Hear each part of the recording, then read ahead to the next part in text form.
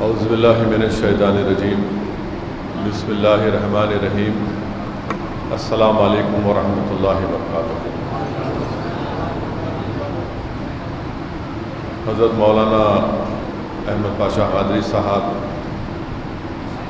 General secretary مجلس اتحاد المسلمین وہ سابقہ رکن اسمبلی حضرت مولانا ظہیر الدین صوفی صاحب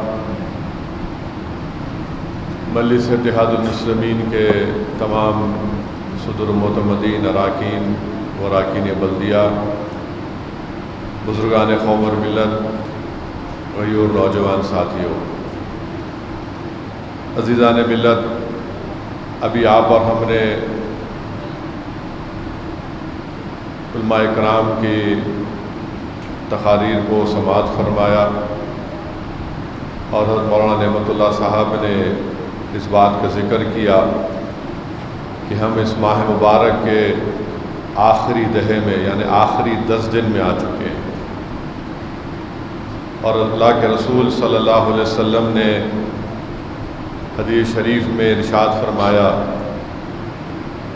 کہ رمضان کہ ماہ مبارک کا پہلا دہا 10 دن رحمت کے ہوتے ہیں، اور دوسرا دہا دوسرے 10 دن مغفرت اور بخشش کے ہوتے ہیں، اور تیسرا دہا آخری 10 دن ماہ مبارک کے وہ جہنم سے نجات کے ہوتے ہیں۔ تو علماء اکرام نے فرمایا کہ ہم اس بات کا اندازہ نہیں لگا سکتے کہ ہم پر رحمت پوری ہوئی یا نہیں ہوئی، یہ ہماری مغفرت ہوئی یا بخشش ہوئی نہیں۔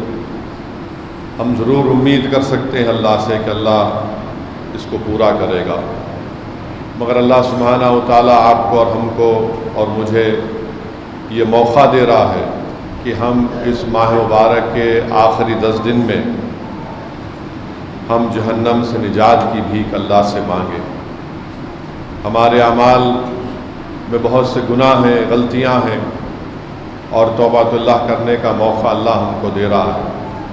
ہمارے اعمال میں بعض ایسے بھی گناہ ہو سکتے ہیں جس کی بنا پر خدا نخواستہ اللہ ہم کو جہنم میں ڈال دے، تو اس لیے یہ بہت ضروری ہے کہ ہم اس آخری دہے میں آخری 10 دن میں اس ماہ مبارک کے پہلے سے زیادہ عبادتیں کریں، پہلے سے زیادہ اللہ سبحانہ و تعالیٰ کو راضی کریں، شب بیداری کریں، اور اللہ کے سامنے اپنی بے بسی کا اظہار کریں۔ اور ابھی ہم نے سنا کہ اس آخری 10 دنوں میں تاخراتوں میں شب قدر ہم کو عطا کی گئی ہے، اور ابھی ظہیر الدین صوفی صاحب نے کہا کہ آج 20 رمضان ہے، مغرب کے بعد سے 21ویں رمضان کی شب شروع ہو جائے گی، یعنی آج بھی شب قدر ہم کو مل سکتی ہے۔ پھر 23 کی شب، 23 کی رات، پھر 25 کی شب، 25 کی رات، پھر 27 کے دن، 27 کی شب، اور پھر اگر رمضان 30واں ہوگا تو 29ویں شب بھی شب قدر کی تلاش کرنا ہے۔ میرے عزیز دوستوں اور بزرگوں، اگر کسی کو شب قدر مل جاتی ہے تو اس میں 83 برس کی عبادت کا ثواب ملتا ہے۔ ایک رات میں اگر کوئی خوش قسمت عبادت کر لیا، اس دن شب قدر مل گئی، تو اس دن 83 برس کی عبادت کا ثواب ملتا، 1000 مہینے۔ اب آپ اور ہم اندازہ لگائیے کہ آج کے زمانے میں لوگ، ہم اخبارات میں، میڈیا میں پڑھتے ہیں کہ کوئی اچانک کس کی موت ہو گئی، کسی کی عمر 30 سال تھی، 35 سال تھی، یہ تو اللہ فیصلہ کرنے والا، مگر ہماری خوش قسمتی یہ ہے کہ اللہ ہم کو زندہ رکھا، اور اللہ سبحانہ و تعالیٰ کی قرآن کریم میں ارشاد فرما رہا ہے اِنَّا أَنزَلْنَاهُ فِي لَيْلَةِ الْقَدْرِ۔ اللہ سبحانہ و تعالیٰ فرما رہا ہے کہ اس لیلۃ القدر میں قرآن کریم کو نازل کیا گیا۔ اللہ سبحانہ و تعالیٰ فرما رہا ہے کہ اس میں عبادت کرنا 1000 مہینوں سے بہتر ہے۔ حدیث شریف میں آیا کہ اللہ کے رسول صلی اللہ علیہ وسلم نے فرمایا کہ اللہ حضرت جبریل امی کے ساتھ فرشتوں کو زمین پر بھیجاتا ہے، زمین پر، اور جہاں کہیں بھی اس رات میں کوئی اللہ کے خوف سے اور اپنے گناہوں کے خوف سے اپنے غلطیوں کا نادم ہو کر اللہ سے رو رو کر بھیک مانگتا ہے، یا پھر اس رات میں جہاں پر لوگ بیٹھ کر اللہ کا ذکر کرتے ہیں، تو وہاں پر یہ فرشتے حضرت جبریل امین کے ساتھ آتے ہیں۔ اور حدیث شریف میں آیا کہ جس کے اس رات میں رونگٹے کھڑے ہو گئے تو یہ سمجھ لو کہ اس کی ملاقات فرشتوں سے ہوئی۔ تو میرے عزیز دوستوں اور بزرگوں، میرے عزیز دوستوں اور بزرگوں، اسی لیے ہم کو اور آپ کو کوشش کرنا ہے کہ ہم شب بیداری کریں، نیک کام کریں اور کثرت سے اللہ سے توبہ کرتے رہیں، اللہ سے بھیک مانگتے رہیں، اللہ سے اس کی رضا طلب کریں، اللہ سے رزق طلب کریں، اللہ سے دین اور دنیا کی عزت طلب کریں، اللہ سے خاتمہ ایمان کے لیے بھیک مانگیں، اللہ سے دعا کریں کہ اللہ جب ہماری روحوں کو نکالا جائے گا تو وہ فرشتہ ہم کو نفس مطمئنہ کہہ کر ہماری فرشتوں کو نکالے۔ اللہ سے بھیک مانگیں کہ اللہ جب ہم اس خبر میں جائیں گے تو ہماری خبروں کو کشادہ فرما دیں۔ ہم اللہ سے دعا کرتے رہیں کہ اللہ ہمارے ماں باپ، ہمارے دوست، ہمارے عزیز جو اس دنیا میں نہیں ہے، جو خبر میں ہے، ان کی خبروں کو کشادہ فرما دے۔ اللہ سے دعا کریں کہ اللہ سبحانہ و تعالی حشر کے میدان میں ہم کو اللہ کے سائے میں رکھے، اس دن کسی کا سایہ نہیں ہوگا۔ ہم اللہ سے بھیک مانگیں کہ یا اللہ اس دن رسول اللہ صلی اللہ علیہ وسلم کے قدموں میں ہم کو ڈال دیں، رسول اللہ صلی اللہ علیہ وسلم کی شفاعت ہم کو نصیب فرما دے۔ ہم اللہ سے اس ماہ مبارک میں کثرت سے دعا کریں کہ یا اللہ پل صراط پر رسول اللہ صلی اللہ علیہ وسلم کا ساتھ نصیب فرما دے۔ اللہ سے کثرت سے دعا کر دیں کہ یا اللہ اس دن رسول اللہ صلی اللہ علیہ وسلم کے ہاتھوں سے ہم کو آب کوثر پلا دیں۔ ہم اللہ سے بھیک مانگیں کہ اللہ جہنم کے ساتوں دروازوں سے ہم کو بچا لے۔ میرے عزیز دوستوں اور بزرگوں، دنیا کی آگ، جہنم کی آگ کو دیکھ کر اللہ سے بھیک مانگتی ہے۔ سوچ لو آپ، دنیا کی آگ، اور جب جہنم کی آگ جب لایا گیا تو دنیا میں اس کو 70 بار دھویا گیا، اور وہ دنیا کی آگ بھیک مانگتی ہے۔ تو میرے عزیز دوستوں اور بزرگوں، ہم اس ماہ مبارک کے 10 دن میں آ چکے ہیں، اور اللہ ہم تمام کو بشمول میرے توفیق دے کہ ہم اس ماہ مبارک میں اللہ سبحانہ و تعالیٰ کو راضی کر سکیں۔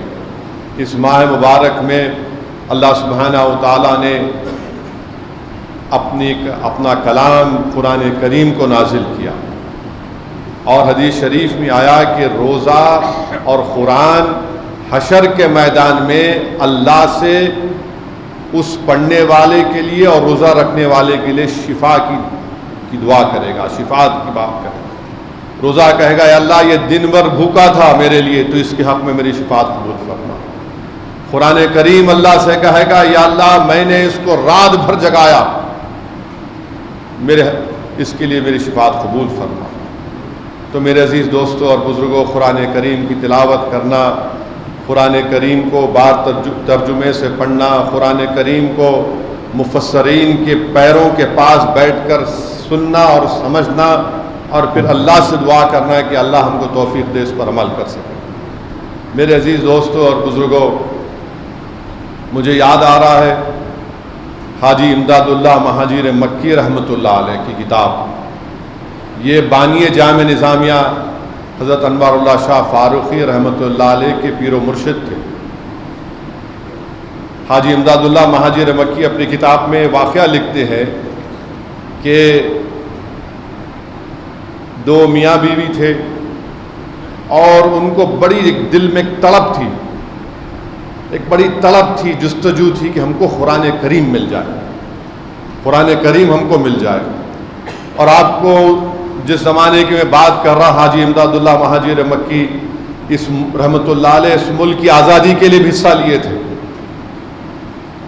خیر وہ اس زمانے میں مکہ شریف چلے گئے، تو آپ سوچئے 100 سال پرانی ویسے بات کر رہا ہوں، زمانے قرآن کریم کے نسخے ملتے نہیں برابر۔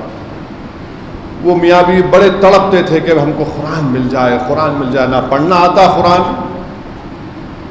نہ زندگی میں کبھی قرآن اللہ کے کلام کو دیکھا. ہمارے اس دونوں میاں بیوی میں جستجو تھی, اشتیاق تھا, طلب تھی, بھائی اللہ کا کلام دیکھنا ہے, اللہ کا کلام دیکھنا ہے.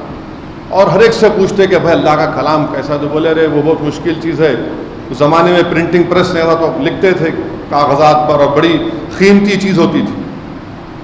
تو خیر ایک دن ان کو معلوم ہوا شوہر کو کہ بھائی فلاں جگہ پہ قرآن کریم ہے. تو وہ شخص جو ہے اپنی زندگی کے پورے پیسے جتنے اس کے پاس تھے جمع کیا اور اس جگہ پر گیا اور بولا کہ میرے کو اللہ کا کلام ہونا. تو بولے اس کی قیمت یہ ہے, زیادہ قیمت, بولے لے لو.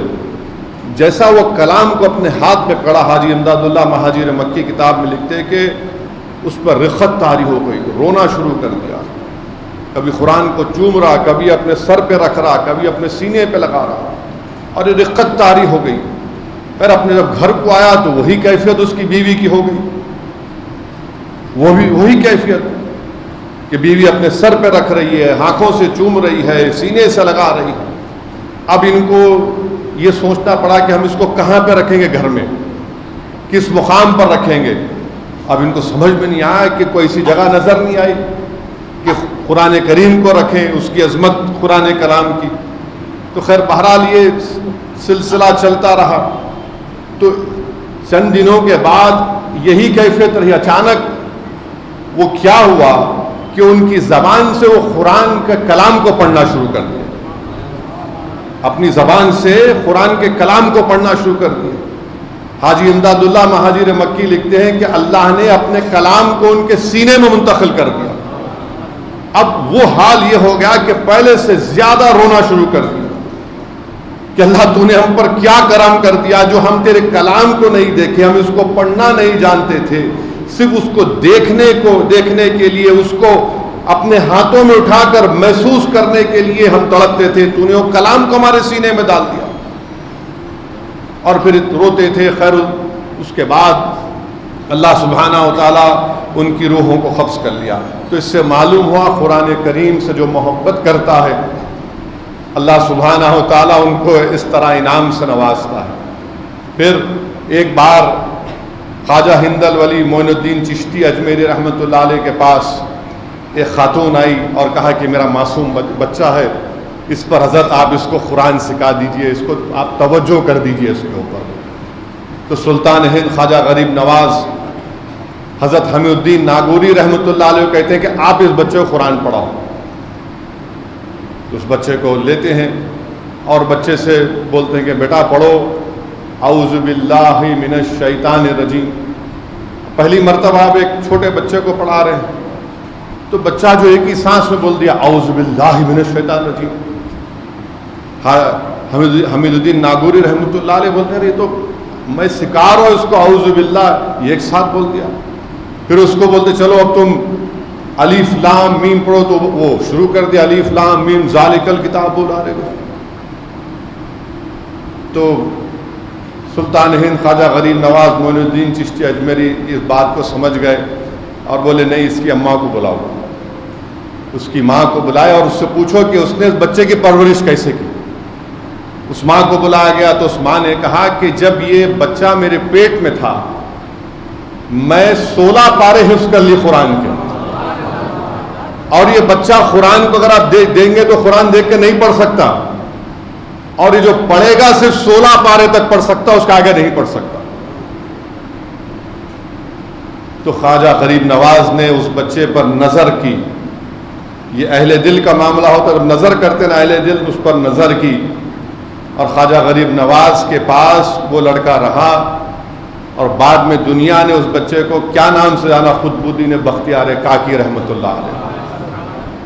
وہ خواجہ غریب نواز کے جانشین بنے, اور جب قطب الدین بختیار کاکی رحمۃ اللہ علیہ اس دنیا سے چلے گئے تو جتنے ان کے مرید تھے وہ ایک ایک قرآن پڑھتے اور قبر پہ مٹھی لگاتے.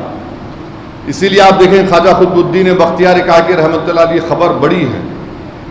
تو میرے عزیز دوستوں اور بزرگوں, ہماری بیٹیاں, ہماری مائیں, ہماری خواتین اس طرح بن جائیں کہ ان کو قرآن سے اس طرح محبت ہو جائے کہ اللہ ان کے پیٹ میں جو اولاد ہے اس میں اللہ اپنا علم منتقل کر دے. تو میرے عزیز دوستوں اور بزرگوں, شرط اس بات کی ہے کہ ہم اللہ کا خوف پیدا کریں اور رسول اللہ صلی اللہ علیہ وسلم سے محبت کریں۔ بہت سے لوگ دنیا میں ایسے ہیں جو یزید کی زندگی گزارتے اور حسین کی موت چاہتے۔ نہیں ہو سکتا نا، آپ یزید کی زندگی گزار کے امام حسین کی موت کیسے آئیں گی؟ آپ کو امام حسین کی زندگی گزارنا پڑے گا، تبھی تو موت ایسی آئے گی آپ کو، یا آپ کو اتنا بڑا درجہ ان کے صدقے میں ملے گا۔ لوگوں کو شہرت سے مطلب ہے اور بولتے میں غلام رسول ہوں۔ یا تم شہرت کو چھوڑو یا غلامی کو قبول کرو۔ تو میرے عزیز دوست اور بزرگ، اللہ ہم تمام کو توفیق دے۔ اسی ماہ مبارک میں آج 20 رمضان ہے، 21 رمضان کو حضرت علی شیر خدا کی شہادت ہوئی۔ حضرت علی کی شہادت ہوئی۔ حضرت علی کا شمار خلفائے راشدہ میں ہوتا ہے، اور حضرت علی کی فضیلت کے بارے میں کسی نے آ کر حضرت عائشہ صدیقہ رضی اللہ تعالی عنہا سے پوچھا کہ اللہ کے رسول صلی اللہ علیہ وسلم کو سب سے زیادہ محبوب کون تھے؟ تو امت کی ماں حضرت عائشہ صدیقہ رضی اللہ تعالی عنہا فرماتی ہے کہ خواتین میں فاطمہ۔ پھر آپ سے پوچھا گیا امت کی ماں سے کہ مردوں میں کون؟ تو حضرت عائشہ صدیقہ رضی اللہ تعالی عنہا فرماتی ہیں کہ علی، اور میں جانتی ہوں سب سے زیادہ روزہ رکھتے تھے اور تہجد گزار تھے۔ اب ترمذی شریف کی حدیث شریف ہے کہ یہ بتایا جا رہا ہے کہ ایمان کس میں ہے اور منافق کون ہے۔ حدیث شریف میں آیا کہ اللہ کے رسول صلی اللہ علیہ وسلم فرمایا کہ علی مومنی تم سے محبت کرے گا اور منافق تم سے بغض کرے گا۔ تو ایمان کی سند اگر حاصل کرنا ہے تو علی سے محبت کرنا ہے۔ یہ ترمذی شریف کی حدیث ہے۔ پھر اللہ کے رسول صلی اللہ علیہ وسلم نے فرمایا کہ علی مجھ سے ہے اور میں علی سے ہوں۔ پھر حدیث شریف میں اللہ کے رسول صلی اللہ علیہ وسلم نے فرمایا، حدیث شریف میں آیا، ترمذی شریف کی حدیث ہے کہ مولا کا جو خطاب شیر خدا کو دیا گیا، حضرت اسامہ نے کہا کہ یا علی آپ میرے مولا نہیں ہیں، اللہ کے رسول صلی اللہ علیہ وسلم میرے مولا ہیں۔ تو اللہ کے رسول صلی اللہ علیہ وسلم نے ارشاد فرمایا، میں جس کا مولا ہوں علی اس کے مولا ہیں۔ اور مولا اور رسول اللہ صلی اللہ علیہ وسلم نے یہ جو فرمایا تو علماء کرام نے کہا کہ اس کے معنی یہ ہے کہ وہ دوسروں کی تکلیف کو اپنی تکلیف بنا لے۔ اور حضرت علی کی زندگی کی ابتدا، آپ کی پیدائش کہاں پہ ہوئی؟ خانہ کعبہ میں ہوئی۔ زندگی کی انتہا کوفہ کی مسجد، وہاں آپ کی شہادت ہوئی۔ تو اگر آپ سیرت النبی کا مطالعہ کریں گے یا علماء کے پاس بیٹھ کر سنیں گے تو آپ یہ سنیں گے کہ پورے کرۂ ارض پر اگر کسی نے نماز پہلے رسول اللہ صلی اللہ علیہ وسلم کے ساتھ پڑھی تو شیر خدا علی نے پڑھی۔ اور دنیا نے دیکھا کہ 3 لوگ نماز پڑھ رہے ہیں، رسول اللہ صلی اللہ علیہ وسلم، ہماری امت کی ماں حضرت خدیجہ کبریٰ رضی اللہ تعالیٰ عنہ اور حضرت علی۔ لوگوں نے پوچھا یہ کون ہے حضرت ابو طالب سے؟ تو انہوں نے کہا کہ یہ جو نماز پڑھا رہا ہے وہ میرا بھتیجا ہے، جو کہتا ہے کہ وہ اللہ کا رسول صلی اللہ علیہ وسلم ہے اور جو لوگوں کو صرف اللہ کی عبادت کی دعوت دیتا ہے، اور یہ جو بچہ ہے یہ میرا بیٹا ہے، یہ ان کی شریک حیات ہے۔ تو حضرت علی نے اسلام کی بہت مدد کی، بلکہ اس پہ 4 چاند لگا دیے۔ جب اللہ کے رسول صلی اللہ علیہ وسلم نے اپنے خاندان کو دعوت دی کہ دین اسلام قبول کرو، کوئی تیار نہیں تھا۔ مکے کی سرزمین پہ کھڑے ہو کر دین اسلام کی دعوت دی، کوئی قبول کرنے تیار نہیں تھا۔ کون کھڑے ہوئے؟ حضرت علی کھڑے ہوئے، بولے یا رسول اللہ صلی اللہ علیہ وسلم میں دین اسلام کو اپناؤں گا۔ تو میرے عزیز دوستوں اور بزرگوں، حضرت علی نے فرمایا کہ میں اور رسول اللہ صلی اللہ علیہ وسلم کے ساتھ 9 سال تک میں عبادت کرتا تھا، کوئی نہیں تھا۔ پھر شیر خدا کے تعلق سے اللہ کے رسول صلی اللہ علیہ وسلم نے فرمایا، بیہقی شریف کی حدیث ہے، جس کو حضرت آدم علیہ السلام کے علم کے ساتھ، جس کو حضرت نوح علیہ السلام کے تقوی کے ساتھ، جس کو حضرت ابراہیم خلیل اللہ کے ساتھ، جس کو حضرت موسیٰ کی ہیبت کے ساتھ، جس کو حضرت عیسیٰ کی عبادت کے ساتھ دیکھنا ہے، وہ علی کے چہرے کو دیکھنا۔ تو معلوم ہوا کہ حضرت علی کے چہرے کو دیکھنا بھی عبادت ہے۔ اور اللہ کے رسول صلی اللہ علیہ وسلم نے ارشاد فرمایا کہ میں علم کا شہر ہوں اور علی علم کا دروازہ ہے، بلکہ حدیث کے مکمل الفاظ یہ کہ جس کو علم حاصل کرنا ہے وہ علی کے دروازے پر آئے۔ اگر کسی کو علم حاصل کرنا ہے رسول اللہ صلی اللہ علیہ وسلم کا دین کا، تو اس کو علی کے دروازے پر آنا پڑے گا۔ تو میرے عزیز دوستوں اور بزرگوں، بے شمار احادیث ہیں حضرت علی کی عظمت کے لیے، بلکہ حضرت صدیق اکبر رضی اللہ تعالی عنہ خلیفہ ہیں، اور آپ عصر کی نماز پڑھ کے آ رہے، دیکھ رہے بچے کھیل رہے ہیں، امام حسن ہے، صدیق اکبر نے امام حسن کو اپنے کھندے پر بٹھا لیا اور حضرت علی سے کہنے لگے کہ علی، امام حسن کا چہرہ رسول اللہ صلی اللہ علیہ وسلم سے بہت ملتا جلتا ہے، آپ کے چہرے کی طرح نہیں۔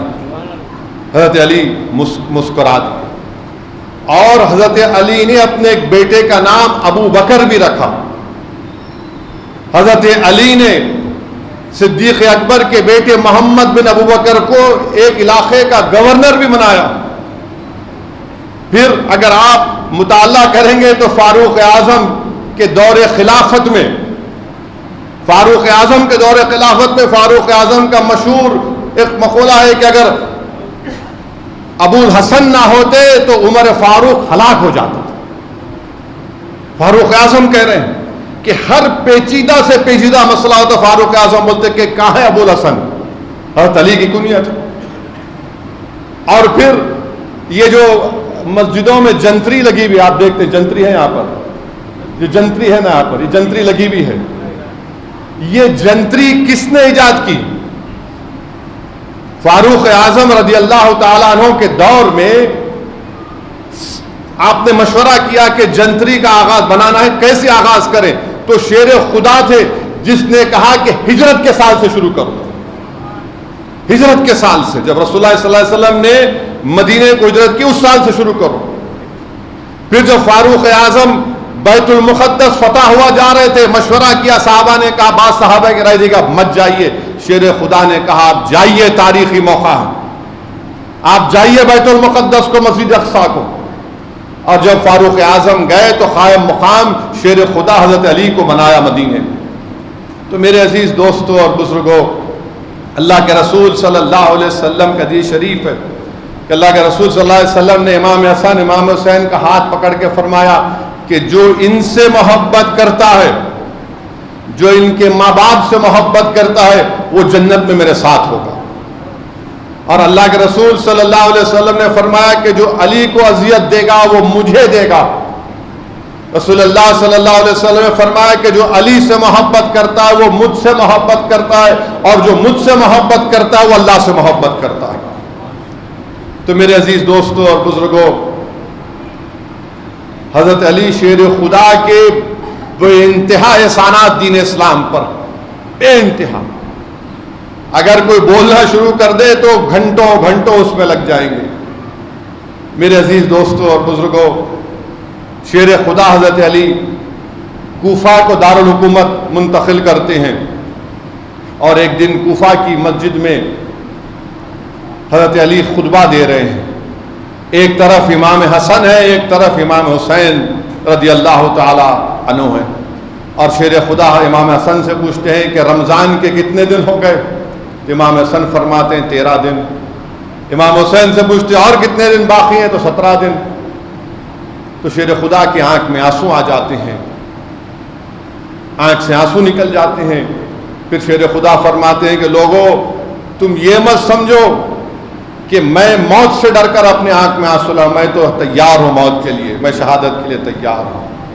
میں جانتا ہوں کہ اللہ کے رسول صلی اللہ علیہ وسلم نے اپنے ایک حدیث میں کہا، بلکہ حضرت عمار بن یاسر رضی اللہ تعالیٰ عنہ روایت کر رہے ہیں کہ اللہ کے رسول صلی اللہ علیہ وسلم نے فرمایا کہ علی سب سے بدبخت دو انسان کون ہیں؟ حضرت علی نے فرمایا رسول اللہ صلی اللہ علیہ وسلم آپ فرمائیے۔ آقا دو عالم صلی اللہ علیہ وسلم نے فرمایا کہ وہ پہلا بدبخت اولین میں جس نے حضرت ادریس علیہ السلام کی اونٹنی کو کاٹا، ہلاک کیا، اور دوسرا بدبخت وہ ہے جو تمہارے سر پر تلوار مارے گا اور اس کے تلوار مارنے سے تمہارے خون سے تمہاری داڑھی لہو لہان ہو جائے گی۔ حضرت علی نے خطبے میں بات کہی اور کہا کہ میں اس لیے آنکھ میں آنسو آ رہے ہیں کہ اللہ کے رسول نے جو فرمایا وہ سچ ہوگا۔ میں اپنے بچوں کو دیکھ کر، حضرت امام حسن اور امام حسین کو دیکھ کر یتیم ہو جائیں گے، یہ مسافرت میں اس لیے میں رو رہا ہوں۔ میرے عزیز دوستوں اور بزرگوں، یہ خوارج کا فتنہ کھڑا ہوا شیر خدا کی خلافت میں۔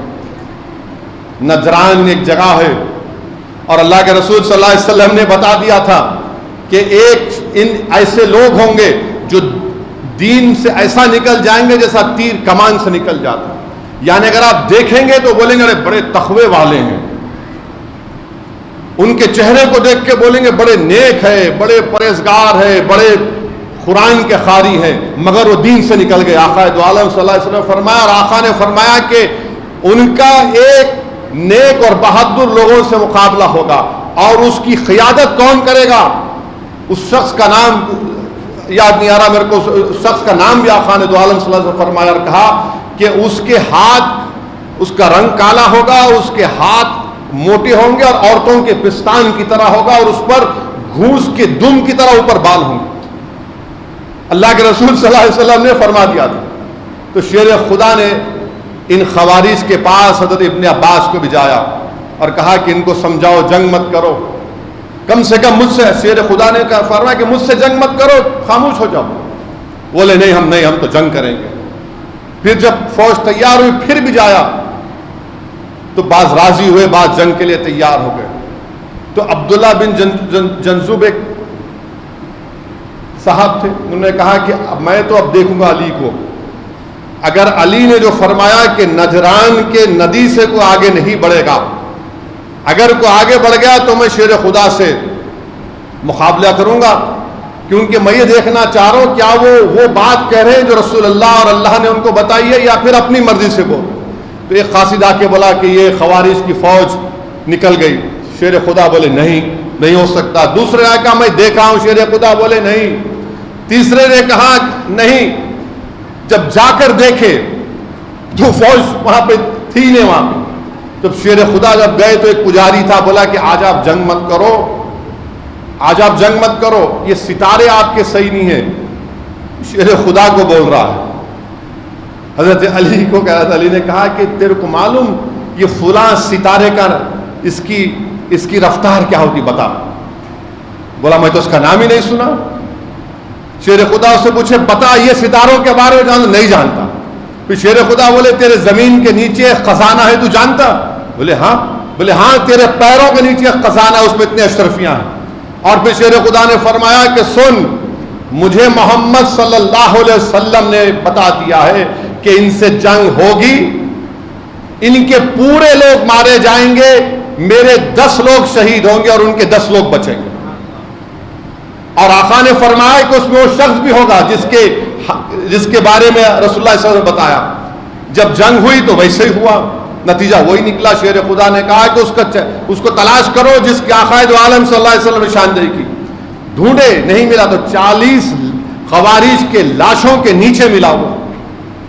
یہ شیر خدا ہے، یہ حضرت علی ہیں۔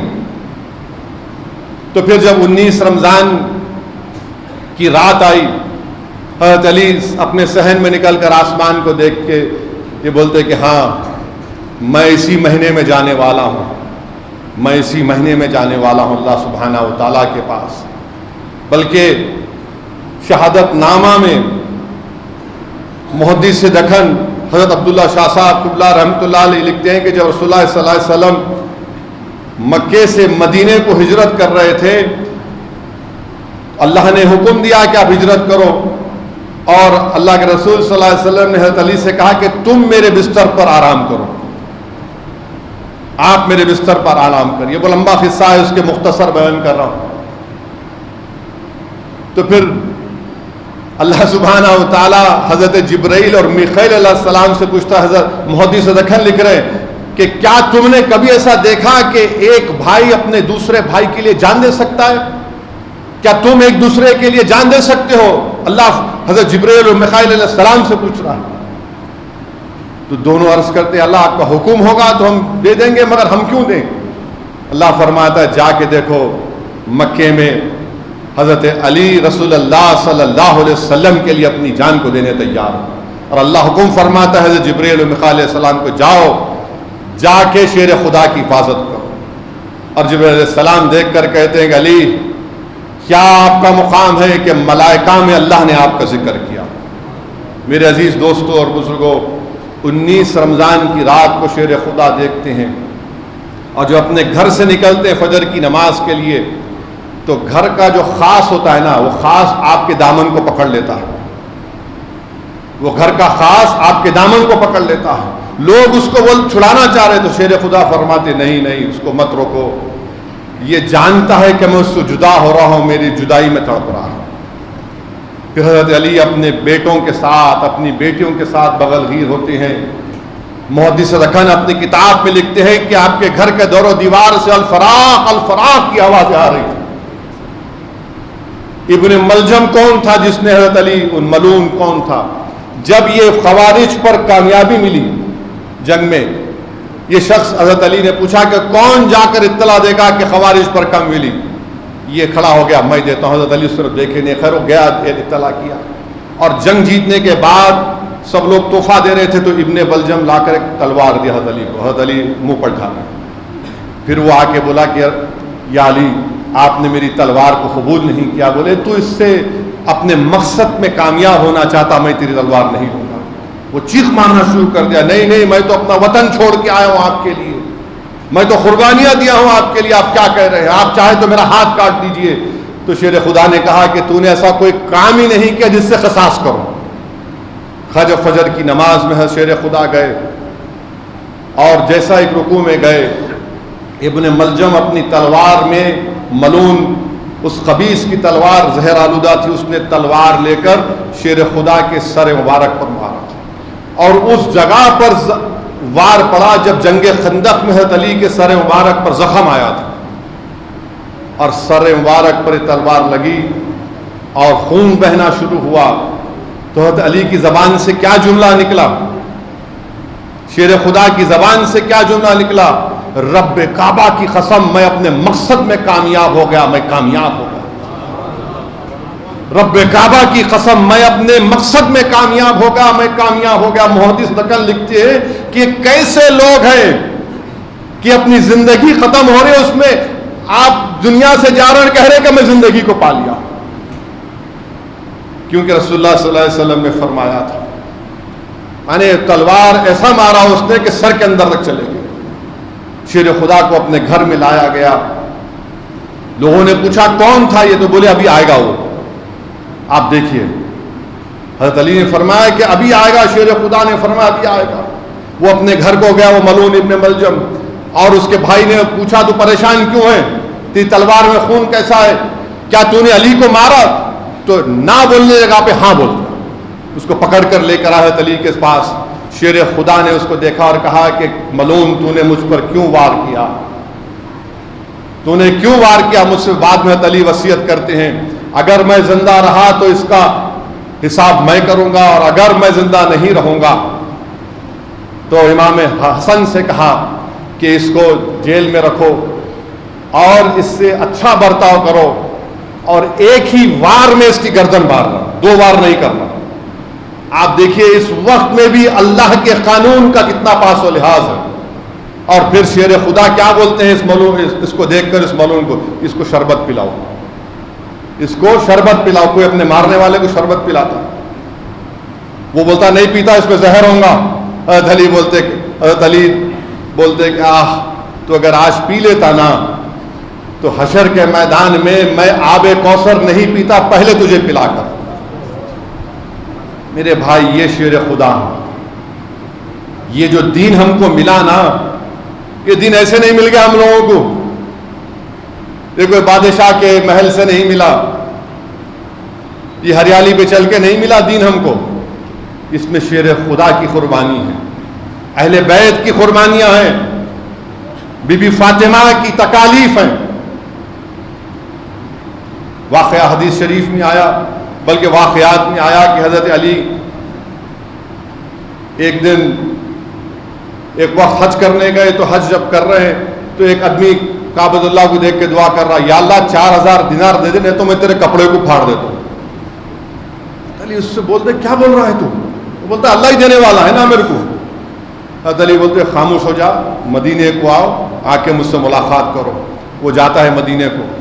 حضرت علی کے پاس کچھ نہیں ہے، ایک باغ تھا، آپ اس باغ کو فروخت کر دیتے ہیں، فروخت کر کے اس کو 4000 دینار دیتے، باغ کی جو بڑھ کے پیسے آتے اس کو خیرات کر دیتے.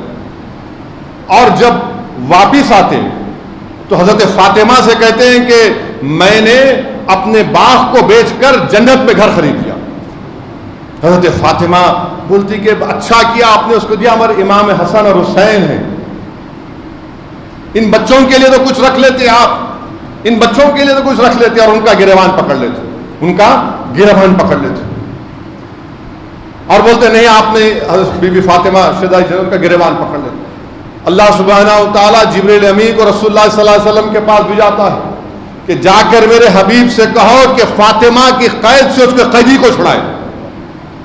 حضرت جبریل رسول اللہ صلی اللہ علیہ وسلم کے پاس جاتے ہیں، رسول اللہ فاطمہ کی قید سے اپنے قیدی کو چھڑائیے. رسول اللہ صلی اللہ علیہ وسلم بیوی فاطمہ کے گھر کو جاتے اور کیا دیکھتے ہیں کہ حضرت فاطمہ حضرت علی کے گریبان کو پکڑے ہوئے ہیں. رسول اللہ صلی اللہ علیہ وسلم بولتے ہیں کہ فاطمہ میرے جگر کے ٹکڑے، اللہ نے مجھے یہ حکم دیا ہے کہ تم علی کو چھوڑو. بیوی فاطمہ ایسے ہی کھڑے ہوتے اللہ کے خوف میں، حضرت علی سے معافی مانگتے ہیں کہ علی مجھے معاف کرو. تو واقعات میں آیا کہ اللہ کے رسول صلی اللہ علیہ وسلم نے یہ فرمایا تھا کہ جب سلیمان علیہ السلام کی بیٹی کی شادی ہوئی تھی تو ان کی بیٹی کی شادی میں جن اور دیو آ کر آپ کے داماد کے سر کے اوپر جو ٹوپی تھی اس میں ہیرے برسا رہے تھے، اور اس ٹوپی میں ایک بہت قیمتی ہیرے تھے. تو جب حضرت علی کا نکاح حضرت فاطمہ سے، اور رسول اللہ صلی اللہ علیہ وسلم نے کیا فرمایا کہ میں نے اللہ کے حکم پر اپنی بیٹی کا نکاح علی سے کیا. دیکھیے یہ بھی عظمت. حضرت علی کے دل میں محدث دکن لکھتے ہیں کہ صدیق اکبر، فاروق اعظم رضی اللہ تعالیٰ عنہ، حضرت عثمان ذو النورین اپنے ہاتھ میں کیا لا رہے ہیں؟ کوئی بوریا لا رہا ہے، کوئی چکی لا رہا ہے. تو شیر خدا کے دل میں خیال آئے. رسول اللہ صلی اللہ علیہ وسلم نے فرمایا تھا سلیمان علیہ السلام کی بیٹی کا خیال دل سے نکل بھی گیا. رات میں حضرت علی نے خواب میں دیکھا جب یہ باغ بیچ کر اور اللہ کے رسول صلی اللہ علیہ وسلم نے آ کر کہا، اور کیا دیکھتے ہیں کہ جنت میں ایک خوبصورت گھر ہے، اس میں ایک تخت ہے، اس تخت کے اوپر ایک خاتون بیٹھی ہیں. جب حضرت علی ان کے قریب گئے دیکھا تو حضرت فاطمہ بیٹھی ہوئی، اور ان باندیوں میں کون تھی؟ سلیمان علیہ السلام کی بیٹی تھی. میرے عزیز دوستوں اور بزرگوں، یہ شیر خدا ہے. اور اگر آپ تاریخ کا مطالعہ کریں گے تو آپ کے والد حضرت عبد المطلب، آپ کے بیٹے ایک طالب تھے، ایک عقیل تھے، ایک جعفر تھے، ایک علی تھے، 2 بہنیں تھیں، ام ہانی تھی، اور ہر اولاد کے بیچ میں 10 سال کا فرق تھا. اور حضرت ابو طالب کو حضرت عقیل سے بڑی محبت تھی، بہت محبت تھی، کیونکہ جب مکے میں قحط آیا تو طریقہ یہ تھا کہ رشتہ داروں کے بیٹوں کو اپنے اولاد کو اپنے پاس رکھتے. حضرت ابو طالب نے صلی اللہ علیہ وسلم حضرت عباس گئے تو بولے کہ عقیل کو چھوڑ دو. تو رسول اللہ علیہ وسلم حدیث کے الفاظ ہیں کہ رسول اللہ صلی اللہ علیہ وسلم گھٹنوں پر بیٹھ کر ایسے ہاتھ پھیلا کر بولے آؤ علی، آجا علی. حضرت علی آ کر بغل گئے. تو سیرت میں کتابوں میں اگر آپ پڑھیں گے حضرت عقیل کے 12 بیٹے تھے، اور مسلم بن عقیل جو امام حسین نے جن کو کوفہ بھیجایا تھا، جن کو اس خبیث ملونوں نے، ابن ملجم نے جو خبیث نے آپ کو شہید کر دیا تھا، 9 اولاد حضرت عقیل کی شہید ہو گئی کربلا میں. حضرت جعفر حضرت جعفر کے تعلق سے حضرت ابو ہریرہ نے کہا کہ زمین پر سب سے خوبصورت آدمی اگر میں نے دیکھا جو زمین پر چلتا ہے اور جو گھوڑے بیٹھتا ہے تو وہ حضرت جعفر ہے. جنگ موطا ہوئی، جنگ موطا میں بلکہ حضرت جعفر کے بارے میں یہ کہا گیا کہ آپ غریبوں کے ساتھ بہت بیٹھتے تھے، ہر غریب کے ساتھ بیٹھتے، ان سے بات کرتے، ان کی تکلیف سنتے. اور رسول اللہ صلی اللہ علیہ وسلم نے ان کو ایک خطاب بھی دیا تھا، ابو المسکین کو خطاب بھی دیا تھا حضرت جعفر. خیر وہ جنگ میں شرکت کیے، اس جنگ میں حضرت جعفر شہید ہو گئے. اور جب ان کی لاش کو دیکھے تو ان کی لاش کے اوپر 90 نشانات تھے. کتنے؟ 90. اور رسول اللہ صلی اللہ علیہ وسلم نے جب معلوم ہوا تو آپ نے آنکھ اٹھا کر کہا کہ میں دیکھ رہا ہوں کہ جعفر فرشتے کی طرح اس کے جسم کو پر لگے ہیں اور وہ جنت میں جا رہا ہے. اور جب وہ اسلام کا وہ فوج واپس آئی مدینے کو تو لوگ باہر نکلتے تھے اس فوج کے استقبال کرنے کے لیے. کامیابی ملی تھی. اللہ کے رسول صلی اللہ علیہ وسلم نے کہا کہ بچوں میں حضرت جعفر کا بیٹا کہاں ہے؟ حضرت عبداللہ. رسول اللہ صلی اللہ علیہ وسلم نے ان کو اپنے گود میں بٹھا دیا اور ان کی حضرت جعفر کی بیوہ سے کہا کہ اس دین اور دنیا میں اس کا ولی میں ہوں گا. میرے عزیز دوستوں اور بزرگوں، یہ دین ہم کو ایسے نہیں ملا. اس دین کی بنیادوں میں اہل بیت کا خون ہے میرے بھائی. اس دین اسلام کی قدر کرو. اور پھر ابھی ظہیر الدین صوفی صاحب نے کہا کہ 20 رمضان کو فتح مکہ ہوئی.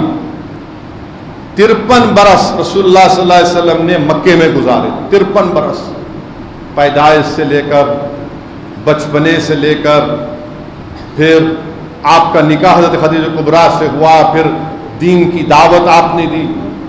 اور اس جگہ پر رسول اللہ صلی اللہ علیہ وسلم کے گلے میں چادر ڈال کر کھینچا گیا، سجدے میں اونٹ کی اجڑی ڈالی گئی، راستے میں کانٹے ڈالے گئے. رسول اللہ صلی اللہ علیہ وسلم کے صحابہ کو بے انتہا تکالیف دی گئی. صدیق اکبر کو اس کعبے کے صحن میں مارا اور پیٹا گیا. حضرت بلال کو امیہ بن خلف چارپائی آپ کے ہاتھ اور پیر پر رکھ کے بیٹھ جاتا تھا. حضرت یاسر ان کو پیٹا جاتا تھا. ان کی بیوی حضرت سمیہ، اگر ان نوجوان سے پوچھو اسلام میں سب سے پہلے شہید کون ہے، ان کو معلوم ہی نہیں. غلیظ بکواس بےہودہ قسم کے گانے، ارے میاں وہ کیا تھا بولتے شروع کر دیتا ہوں باجے کی طرح ٹر ٹر ٹر ٹر. اسلام میں سب سے پہلے شہادت کس کی ہوئی؟ عورت کی تھی، سمیہ کی. وہ شہید ہو گئی. حضرت یاسر کی شریک حیات تھی حضرت سمیہ، وہ شہید ہو گئی. حضرت خباب پر ایسا تکالیف دیا تھا. خباب پر ان کی جو مالک تھی ام انور نام تھا، وہ جب گھر سے ایک بار نکلے تو اس نے مشرکین کو کہہ دیا کہ ان کو لے جا کر گرم گرم کوئلے پر لٹا دو.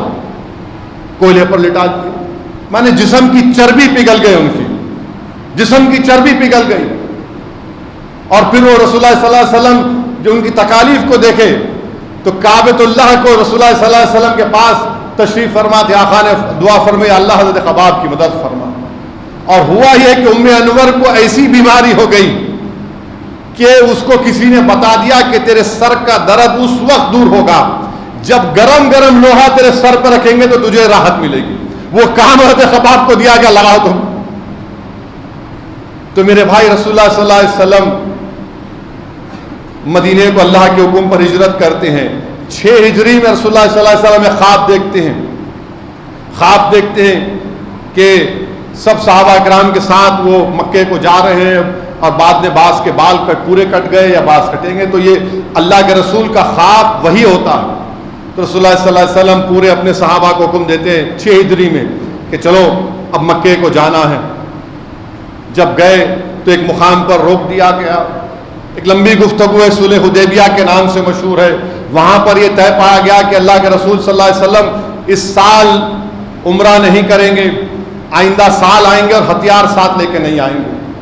اور دوسرا یہ اس پہ کنڈیشن لگا دیا گیا کہ اگر کوئی مسلمان مکے سے مدینے جائے گا تو اس کو واپس کر دیں گے آپ. اور اگر کوئی مسلمان مکے کو آئے گا تو واپس نہیں ہوگا. اور تیسرا ایک کنڈیشن تھا کہ امن جب ہو چکا ہے کوئی بھی قبیلہ کسی کا بھی ساتھ دے سکتا ہے. مشرکین مکہ کا بھی ساتھ دے سکتا ہے, رسول اللہ صلی اللہ علیہ وسلم کا بھی. تو لوگوں نے سمجھا کہ ظاہراً تو یہ ایگریمنٹ خلاف تھا, مگر اس کے نتیجے کیا نکلے؟ ذوق در ذوق لوگ اسلام میں آتے گئے.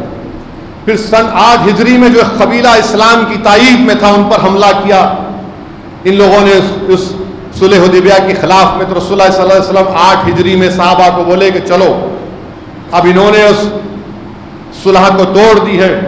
تو اللہ کے رسول صلی اللہ علیہ وسلم 10,000 صحابہ کرام کو لے کے مکے کی طرف روانہ ہوئے.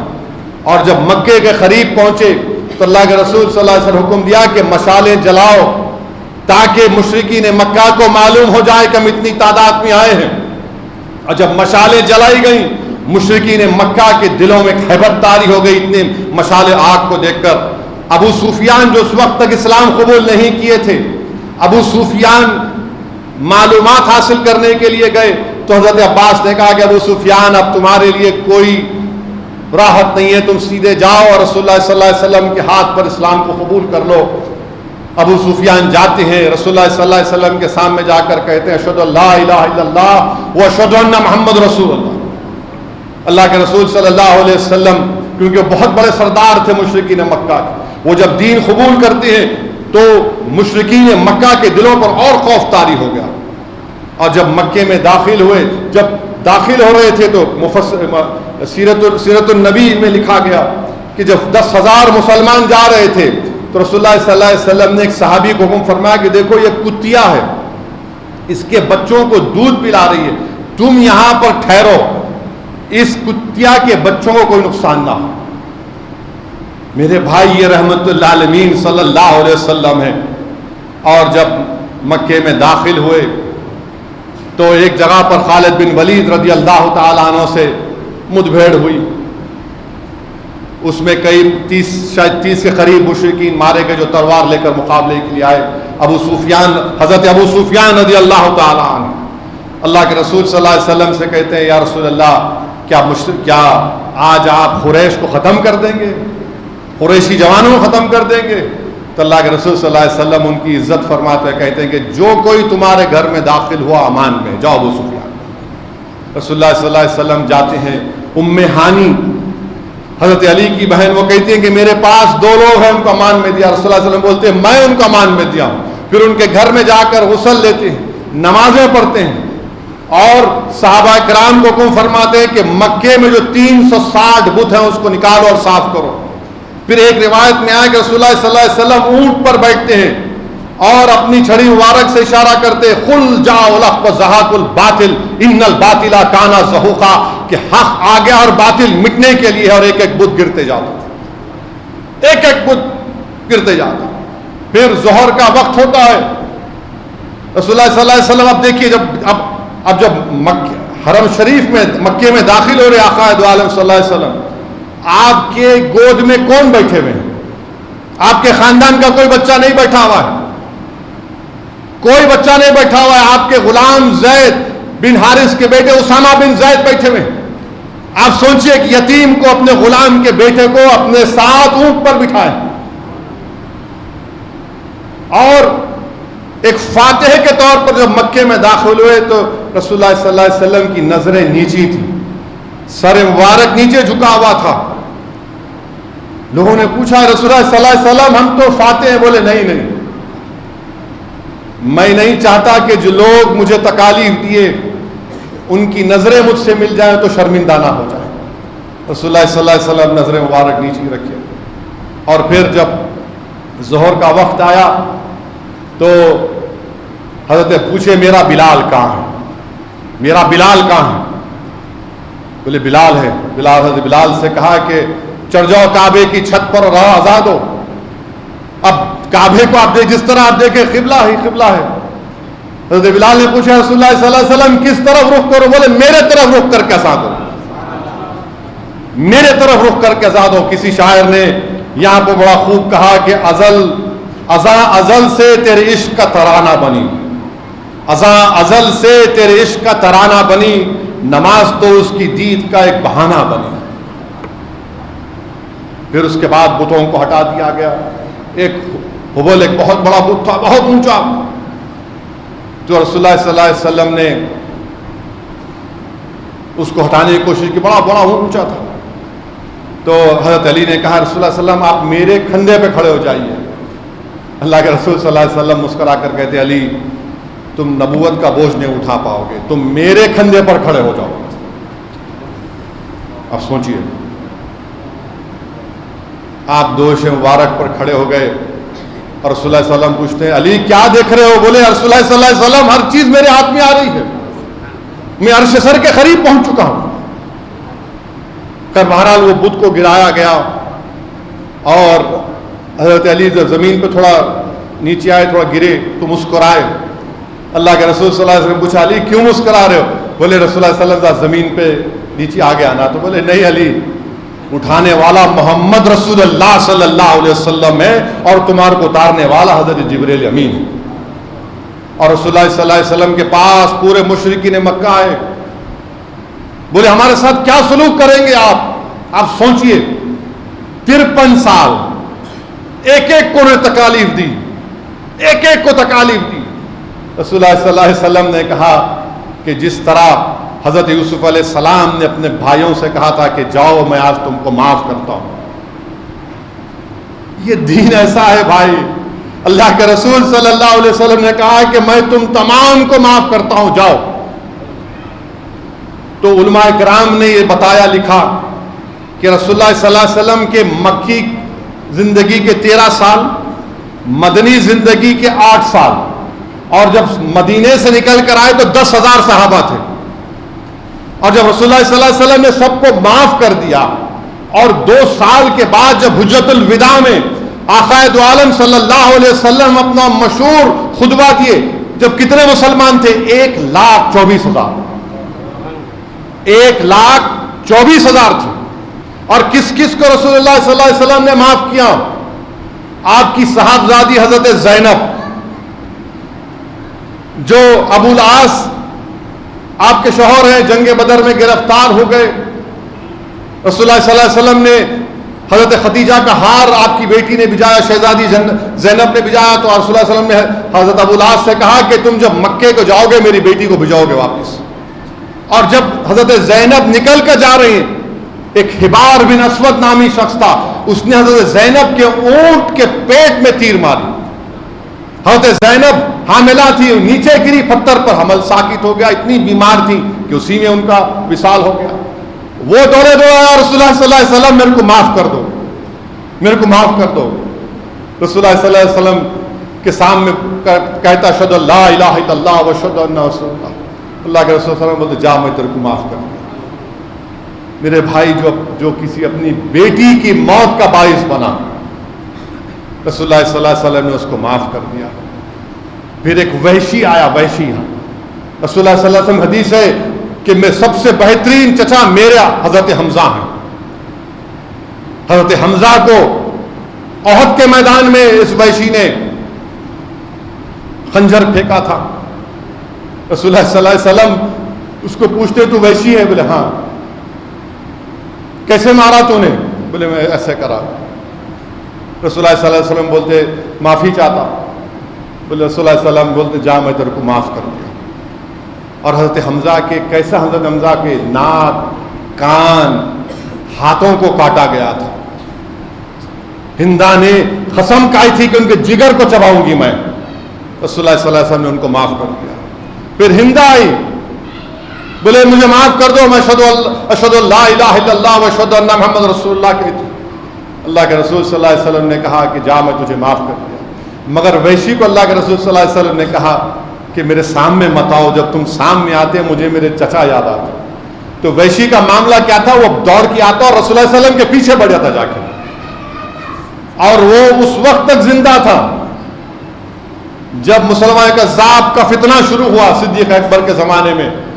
تو وحشی بولتا تھا کہ میں نے اپنے گندے ہاتھوں سے اس وقت حضرت حمزہ کو پر خنجر پھینکا تھا, آج میں اپنے مبارک ہاتھوں سے اس مسلمان کذاب کو ختم کروں گا.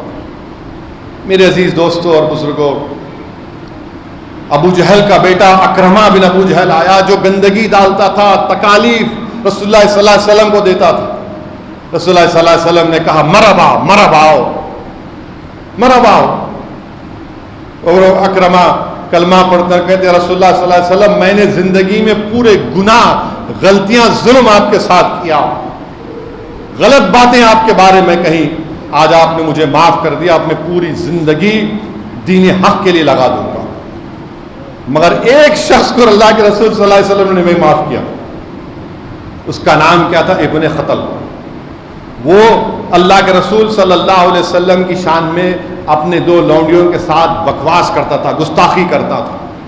صحابہ کرام نے آ کر کہا رسول اللہ صلی اللہ علیہ وسلم وہ کعبۃ اللہ کے غلاف پہ چھپا ہوا، بولے نکالو اس کو اور وہیں ختم کرو. اور بعد میں رسول اللہ علیہ وسلم نے ارشاد فرمایا کہ کعبۃ اللہ حرم ہے، وہاں پر کسی کو نہیں مار سکتے، اللہ نے مجھے اجازت دی صرف اس ساتھ کے لیے، اس وقت کے لیے، اور اس کے بعد کعبے کا حرم مبارک ہے، وہاں پر کسی کو آپ نہیں مار سکتے. تو معلوم ہوا یہ عزیز دوستوں اور بزرگوں، یہ دین اسلام ہم کو اس طرح سے ملا.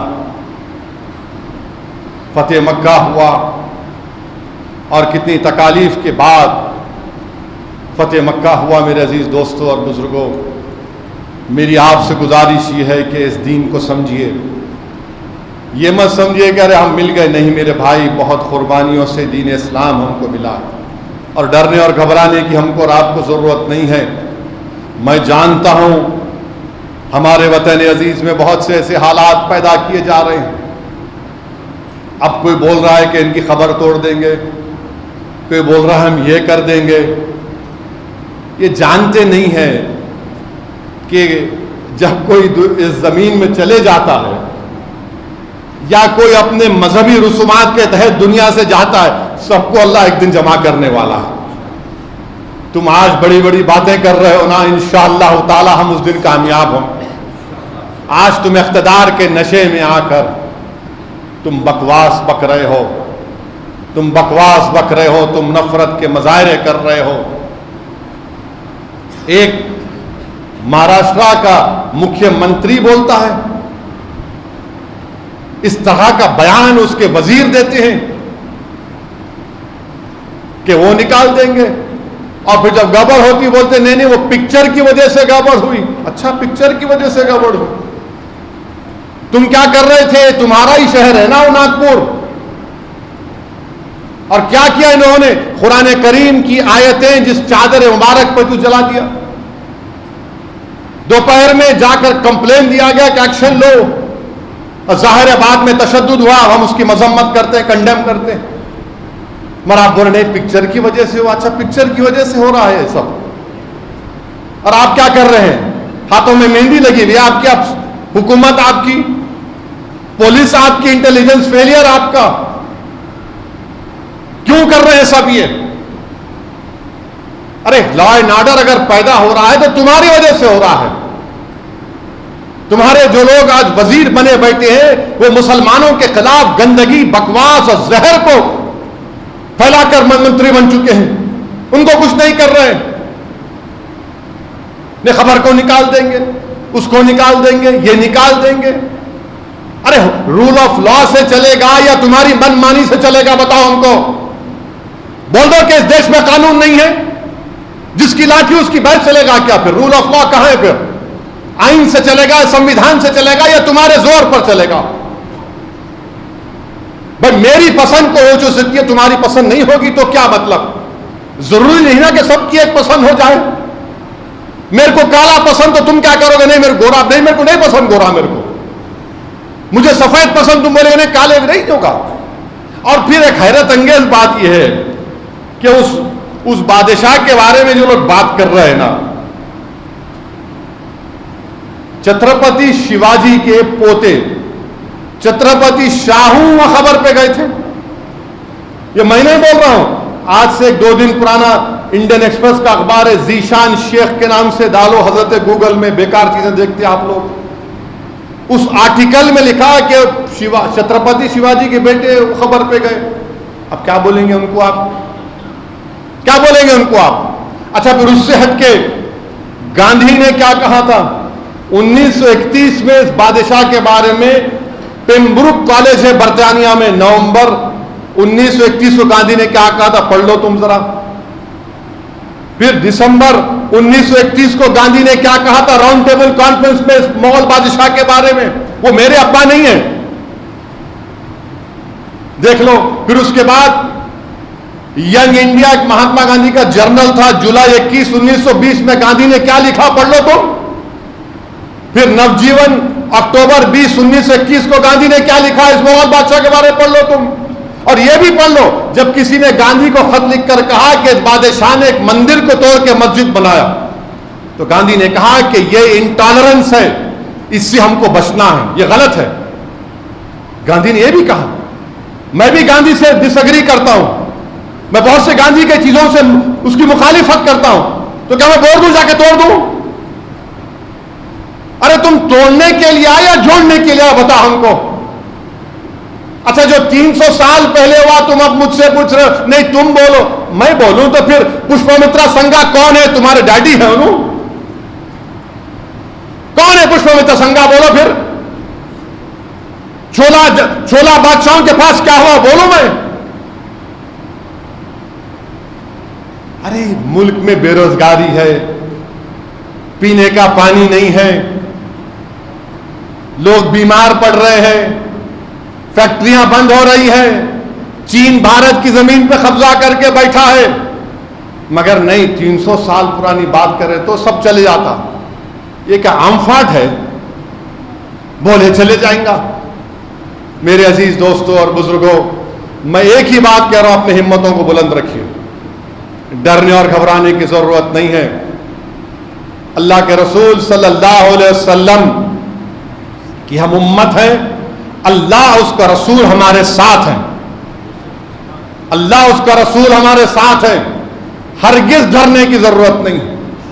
جمہوریت کے دائرے میں رہ کر ہم لڑتے آئے اور لڑتے رہیں گے۔ یہ لوگ ڈرانے کی سیاست اگر کر رہے ہیں تو یاد رکھو، ہم صرف اللہ سے ڈرنے والے ہیں، اقتدار کی کرسیوں پر بیٹھنے والوں سے ڈرنے والے نہیں ہیں۔ تم آج ہے کل نہیں رہو گے انشاءاللہ تعالی، تم جاؤ گے انشاءاللہ تعالی، تم گمنامیوں کے وادیوں میں گم ہو جاؤ گے، یاد رکھو۔ اور جب مورخ تمہارے بارے میں قلم لکھے گا نا تو کہے گا کہ تم سے بڑا کوئی ظالم نہیں تھا جس نے آئین کی دھجیوں کو اڑا دیا۔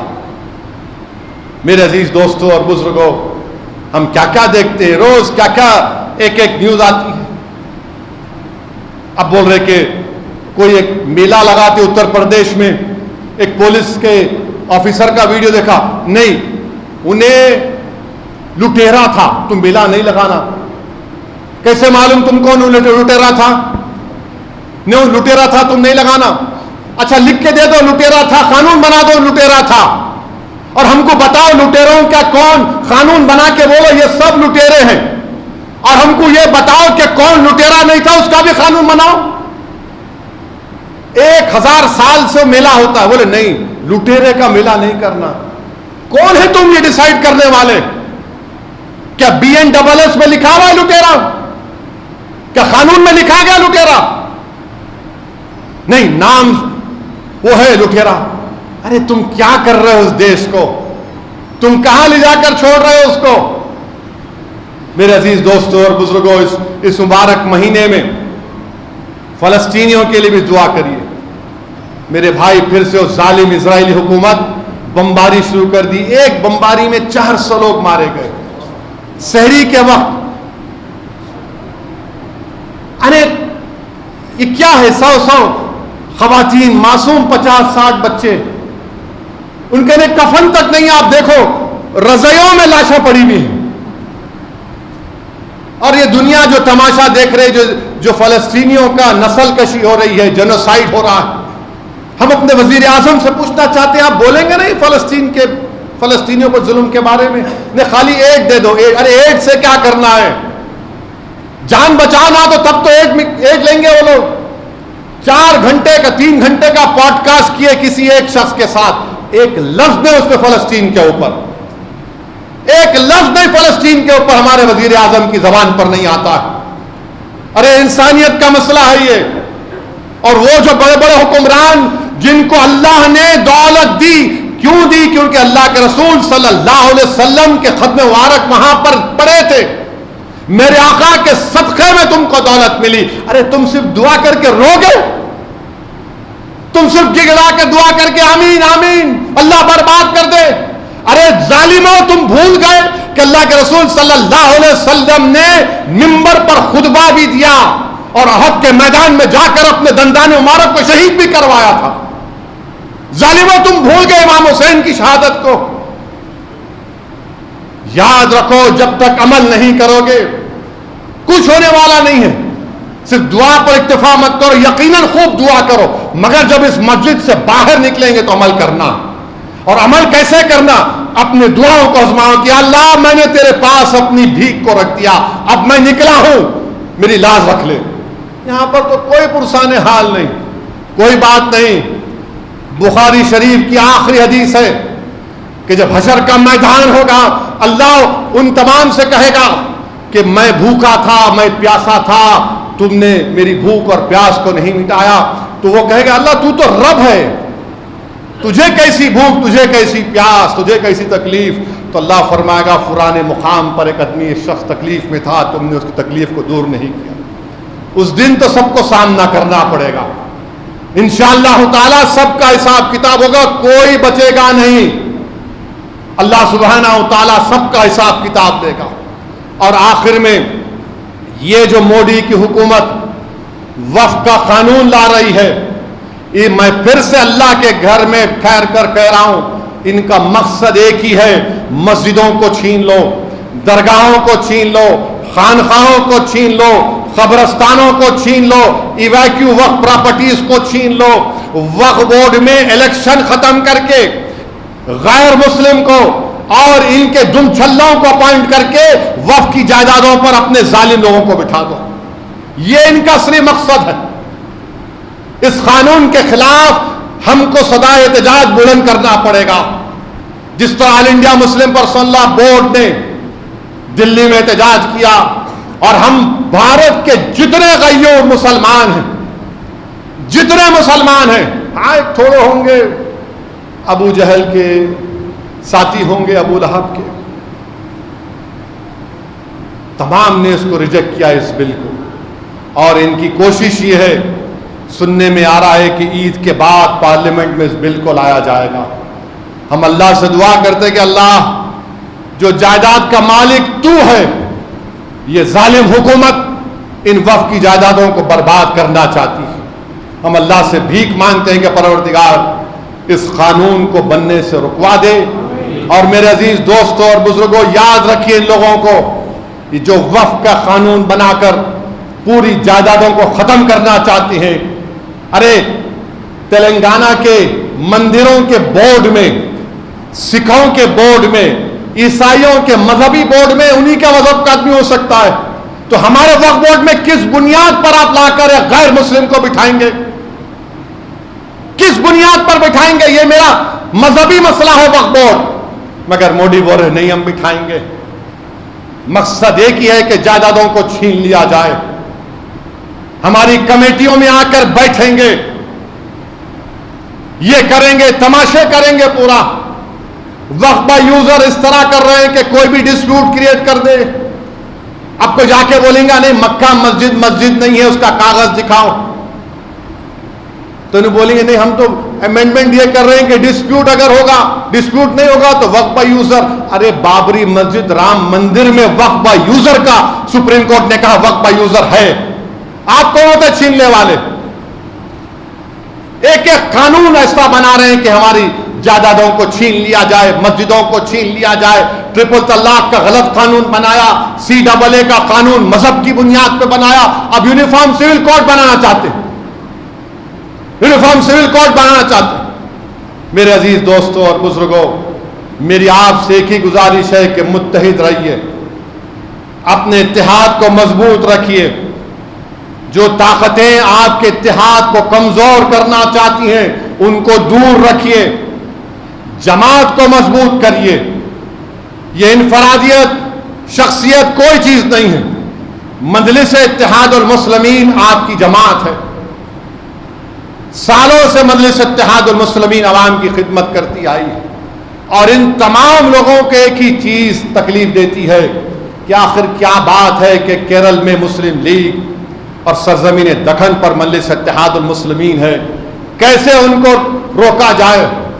جس طرح ہمارے ملک کے دیگر ریاستوں میں ہم کو تکالیف کا سامنا کرنا پڑ رہا ہے۔ ناگپور میں جو جھگڑا ہوا، جو RSS کے لوگ چادر کو جلائے جس پہ قرآن کریم کی آیت تھے، ان کو پولیس اسٹیشن میں حضرت پولیس نے بیل دے دی،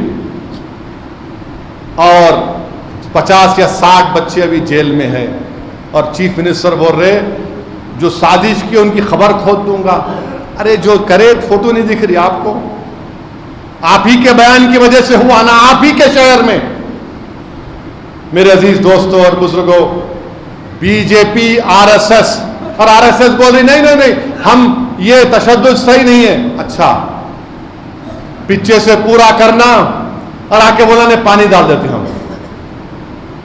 عزیز دوستوں اور بزرگوں، اس ماہ مبارک کی آخری 10 دن میں آپ مسلمانوں کے اتحاد کے لیے دعا فرمائیے، اللہ سے دعا کریے کہ اللہ سبحانہ و تعالی ہم کو تمام شر سے محفوظ رکھے، اللہ سبحانہ و تعالی ہم کو ہر تمام ظالم حکمرانوں کی سازشوں سے، ان کے منصوبوں سے اللہ ہم کو محفوظ رکھے، اللہ ان ظالموں کے منصوبوں میں ان کو ناکام کر دے۔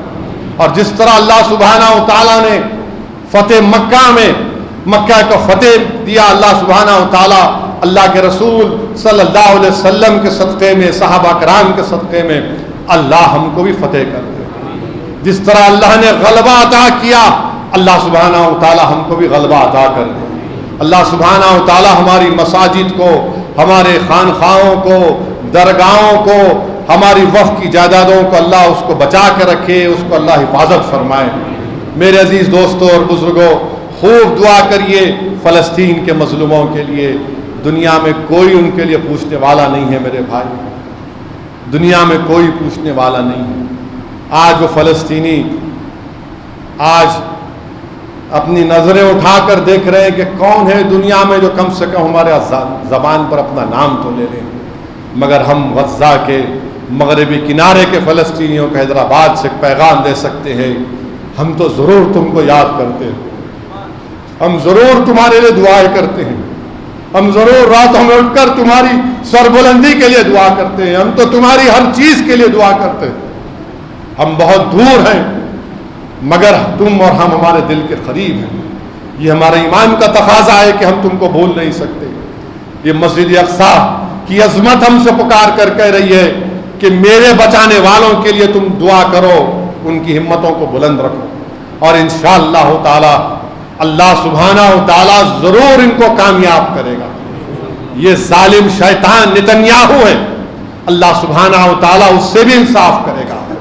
یہ معصوموں کی آہیں خالی نہیں جائیں گی میرے عزیز دوستوں اور بزرگوں، اللہ ضرور ان تمام ظلم کرنے والوں کو اللہ شکست دے گا، اللہ مظلوموں کے سروں پر تاج رکھے گا انشاءاللہ تعالی۔ آج جو بادشاہ ان کو نظر انداز کر رہے ہیں، ارے اللہ زمین و آسمان کا خالق ہے، اللہ زمین و آسمان کا مالک ہے، تمہاری بادشاہت ختم ہو جائے گی، اللہ کی حکمرانی ہمیشہ تھی اور ہمیشہ رہے گی، بلکہ اس دن بھی اللہ رہے گا جب اللہ حضرت میکائیل کو علیہ السلام اس ملک الموت کو کہے گا کہ تو بھی مر جا، اس وقت بھی اللہ کی حکومت رہے گی اور پھر اللہ سب کو زندہ کرے گا۔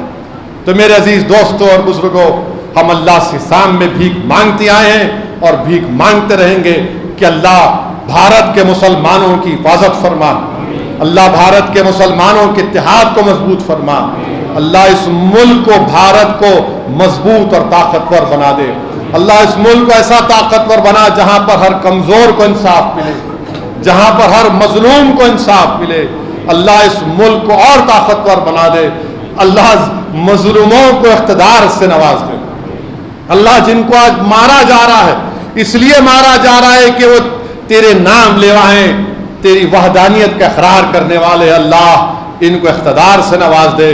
اور ہم اللہ سے دعا کرتے ہیں کہ اللہ سبحانہ و تعالی ہمارے تمام روزوں کو، ہماری عبادتوں کو، ہماری نفل عبادتوں کو، ہماری شب بیداری کو، تراویح کی نمازوں کو اللہ اس کو قبول کرے. اللہ ہمارے ماں باپ کو سلامت رکھے. اللہ ہماری اولاد کو نیک اور قابل بنائے. اللہ ہماری اولاد کو نیک اور قابل بنائے. اللہ ہماری اولاد کو مجاہد بنائے. اللہ ہماری اولاد کو حافظ قرآن بنائے. اللہ ہم تمام کو عاشق رسول بنا دے. اللہ سبحانہ و تعالی نبی کریم صلی اللہ علیہ وسلم کے صدقے میں اللہ ہم تمام کے دلوں میں اللہ کا خوف اور رسول اللہ صلی اللہ علیہ وسلم کا عشق پیدا کر دے. آمین. وآخر دعوانا الحمدللہ رب العالمین.